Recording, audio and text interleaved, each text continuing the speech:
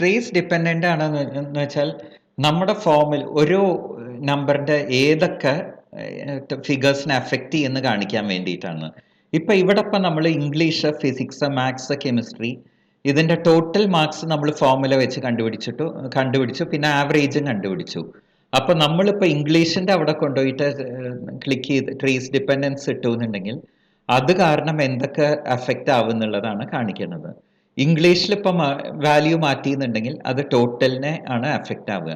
അപ്പൊ നമ്മൾ എന്താ ചെയ്യേണ്ടതെന്ന് വെച്ചാൽ ഫോർമുല എന്നുള്ള സ്ഥലത്ത് കൊണ്ടുപോയി ക്ലിക്ക് ചെയ്തിട്ട് ട്രേസ് ഡിപ്പെൻഡൻസ് പറഞ്ഞിട്ടൊരു സാധനം ഉണ്ട്, അതാണ് ഇവിടെ ക്ലിക്ക് ചെയ്യേണ്ടത്. അത് ഇംഗ്ലീഷിന് അവിടെ വെച്ചു എന്നുണ്ടെങ്കിൽ നമുക്ക് തന്നെത്താൻ ആ ആരോ മാർക്ക് ആ ടോട്ടലിക്ക് പോയിന്റ് ഔട്ട് ചെയ്ത് കാണിക്കും. ഇത് കാണാണ്ടോ? അതേപോലെ തന്നെയാണ് ഇവിടെയും. അതേമാതിരി ഇപ്പൊ ടോട്ടല് ഇവിടെ 144 അത് മാറിയെന്നുണ്ടെങ്കിൽ ആകെ മാറുന്നത് ഇപ്പോൾ ആവറേജ് ആണ്. അപ്പൊ അതുകൊണ്ട് അവിടുന്ന് പോയിന്റർ കാണിക്കുകയാണ് ചെയ്യണത്.